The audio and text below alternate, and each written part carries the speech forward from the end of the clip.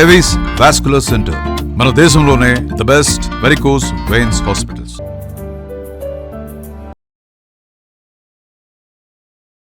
నమస్తే, welcome to Suman TV. నేను పద్మిని. ప్రస్తుతంతో పాటు ప్రముఖ ఆధ్యాత్మికవేత్త, వాస్తు జ్యోతిష పండితులు, లలిత ఉపాసకులు, వాస్తు జ్యోతిష శిక్షణ నిపుణులు బ్రహ్మశ్రీ నానాజీ పట్నాయక్ గారు మనతో పాటు ఉన్నారు. మాట్లాడదాం సార్. నమస్తే సార్. శ్రీమాత్రే నమః. సార్, శ్రావణ మాసం మొదలు కాబోతోంది. రేపు ఆగస్ట్ 13వ తారీఖు నుంచి కూడా శ్రావణ మాసం మొదలవుతుంది.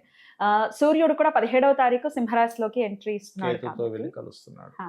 ఇన్నర్ ప్లానెట్స్ ని బేస్ చేసుకుని రాశి ఫలితాలు మనం చూసుకోవచ్చు కదా సార్, మాస ఫలితాలకి.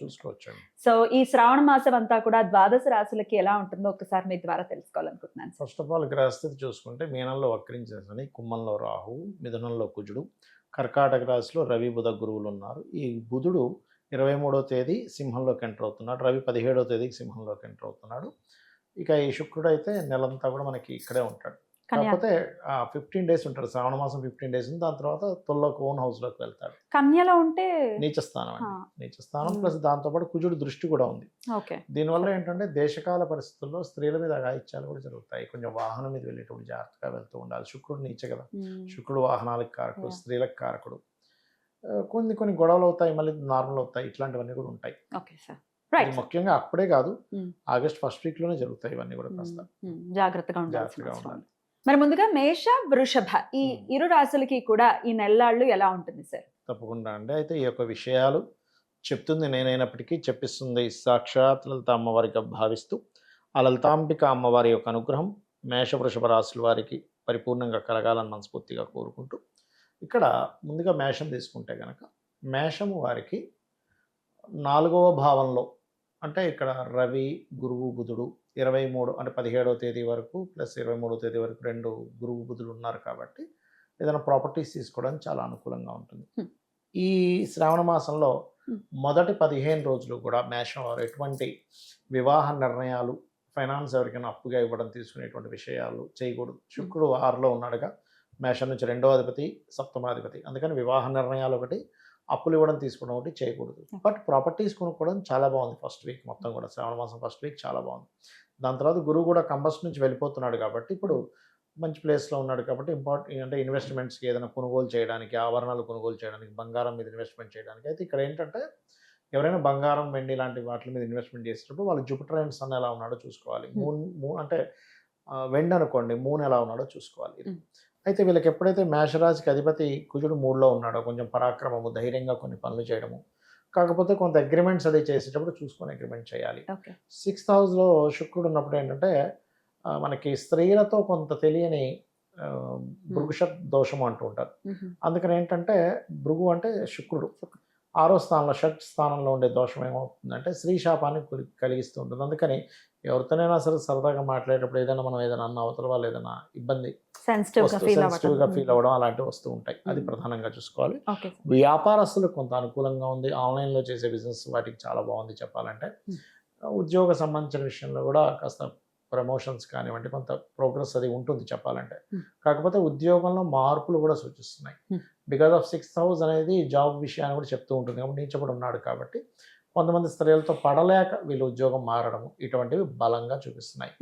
అదే కాకుండా ఇప్పుడు 17వ తేదీ నుంచి ఎప్పుడైతే రవి వెళ్తాడో అక్కడికి, రవి పంచమ స్థానంలోకి రావడం వల్ల కొంత మంత్ర సాధన, మంత్రం సిద్ధించడం కానివ్వండి, మరియు అదేవిధంగా ఏదైనా గాయత్రి సంబంధించినవి చేయించుకోవడానికి, ఇట్లాంటి వాటికి బాగుందనేటువంటిది బలంగా చూపిస్తుంది. గృహం కట్టుకోవాలనుకునేటువంటి వారికి బ్యాక్లాగ్స్, మిగిలిపోయిన బ్యాక్లాగ్స్ క్లియర్ చేసుకోవడానికి చాలా అనుకూలంగా ఉంది ఈ మాసంలో వీరికి. మేషరాశి వారికి. అవునండి. వృషభ రాశి వారికి ఎలా ఉంటుంది సార్? వృషభం వారికి కనుక చూసుకుంటే పర్టికులర్గా వీళ్ళకి రాస్యాధిపతి అయినటువంటి శుక్రుడు నీచంలో ఉన్నాడు పంచమ స్థానంలో. అంటే నిర్ణయాలు, ప్రేమ వ్యవహారాలు, ఫ్రెండ్షిప్ సంబంధించినటువంటి విషయాలు, రాజకీయ సంబంధించిన నిర్ణయాలు, ఈ షేర్ మార్కెట్ విషయాల్లో పర్టికులర్గా జాగ్రత్తగా ఉండాలి. అయితే ఎంతైనా సరే సప్తమ వ్యయాధిపతి కుజుడు 2వ స్థానంలో ఉన్నాడు కాబట్టి వివాహ నిర్ణయాలు తీసుకునే విషయంలో వీళ్ళకి, వీళ్ళ కుటుంబ సభ్యులకు చిన్న భేదాభిప్రాయాలు వస్తాయి. అది కొద్దిగా చూసుకోవాలి. కాకపోతే 3వ స్థానంలో గురువు బుధుడు ఉన్నందుకు కొన్ని అగ్రిమెంట్స్ అవుతాయి. గతంలో ఏర్పడినటువంటి చిన్న చిన్న మిస్అండర్స్టాండింగ్స్, మిస్కమ్యూనికేషన్స్ అనేవి కూడా తొలగిపోవడం జరుగుతూ ఉంటుంది. కొంతమంది ప్రభుత్వ ఉద్యోగం చేసేటువంటి వారికి కొంచెం క్వార్టర్స్ లాంటివి వాళ్ళకి అలాట్ అవ్వడం, ఎందుకంటే 4లోకి రవి వెళ్తున్నాడు కదా, అలాంటివి ఉన్నాయి. సినిమా ఫీల్డ్లో ఉండే వాళ్ళు కొంచెం తొందరపాటు నిర్ణయాలు తీసుకోకూడదు. ఎందుకంటే శుక్రుడు సినిమా ఫీల్డ్కి కారకుడు.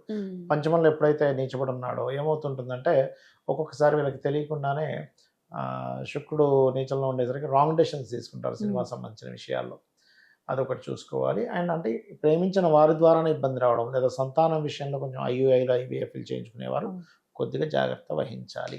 ఇక ఏఐ సంబంధించినవి లేకపోతే సాఫ్ట్వేర్ రిలేటెడ్ సంబంధించిన ఉద్యోగ సంబంధించిన ప్రయత్నాలు చేసేటువంటి వారికి చాలా చాలా అనుకూలంగా ఉంటుంది. ఎందుకంటే దశమంలో రాహు ఉన్నాడు, లాభస్థానంలో ఉండేసి వక్రించాడు అక్కడ మీకు.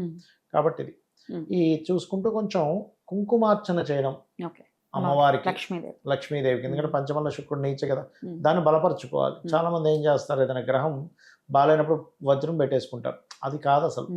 అంటే నేను అనేది ఏంటంటే, ఇప్పుడు షుగర్ వచ్చిందని షుగర్ తినం కదా, షుగర్ని వదిలేస్తాం, అవాయిడ్ చేస్తాం. షుగర్ వచ్చింది కాబట్టి షుగర్ తింటామని కాదు దాని అర్థం. అలా ఏంటంటే ఇక్కడ ఏంటి, తీపి పదార్థాన్ని మీరు అమ్మవారికి నైవేద్యం పెట్టి అందరికీ పంచిపెట్టాలి. పంచమ శుక్రుడు ఏమవుతుంటుందంటే, మనకి ఆలోచనలు కొంచెం నెగటివ్గా వెళ్ళి దానివల్ల మనం రాంగ్ డెసిషన్స్ తీసుకుంటాం. బికాస్ ఆఫ్ నీచపడ్డ శుక్రుడు ఆలోచన స్థానంలో వచ్చి కూర్చున్నాడు కదా, అది కాకుండా 6వ స్థానాధిపతి అయ్యాడు, లగ్నాధిపతి అయ్యాడు. అంటే ఏంటి, మిత్రుడిని శత్రువుగా చూస్తాం, లేకపోతే వీళ్ళ కర్మ బాగా ఒక మిత్రుడు నిజంగానే శత్రువు అవుతూ ఉంటాడు. అలా శత్రువు అయ్యేసరికి వేరే మిత్రులను కూడా వీళ్ళు డౌట్ పడాల్సిన పరిస్థితులు వస్తూ ఉంటాయి. కాబట్టి ఈ జాగ్రత్తలు తీసుకోవాలి వృషభం వారు. ఓకే, ఇరు రాశులకి కూడా సత్ఫలితాలు ఇవ్వాలి శుక్రుడు అలాగే సూర్యుడు కూడా అనుకుంటే కనుక ఎటువంటి రెమెడీస్ చేసుకోవాలి సార్? ఒకటేనండి, ఎప్పుడు కూడా శుక్రుడు సత్ఫలితాలు ఇవ్వాలంటే శుక్రుడు కారకత్వాలు తీసుకోవాలి. వాహనాలు, స్త్రీలు, అమ్మవారు, ఇవన్నీ శుక్రుడు కారకత్వాలు. ఈ యొక్క విషయాల్లో బాగుండాలంటే ఎప్పుడు కూడా నీ ప్రవర్తన బట్టి అవతల వారి ప్రవర్తన ఉంటుంది. కాబట్టి కొంచెం గౌరవంగా ఉండడం, హేళన చేయకుండా మాట్లాడడం ఇలాంటివి చేయకూడదు. హేళన చేస్తూ మాట్లాడడం లాంటివి చేయకూడదు. అది ప్రధానంగా గుర్తుపెట్టుకోవాలి.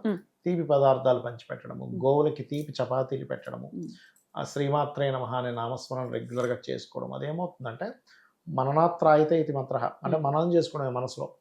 పంచమ స్థానంలో మంత్రస్థానంలో శుక్రుడు కూర్చున్నాడు కాబట్టి దాని ఎఫెక్ట్, బ్యాడ్ ఎఫెక్ట్ రాకుండా ఉంటుంది. చాలా బ్యూటిఫుల్ గా ఎక్స్ప్లెయిన్ చేశారు సార్, కృతజ్ఞతలు. ఇక నెక్స్ట్ వీడియోలో మిథున కర్కాటక రాశుల గురించి తెలుసుకుందాం. నమస్కారం సార్. శ్రీమాత్రే నమః.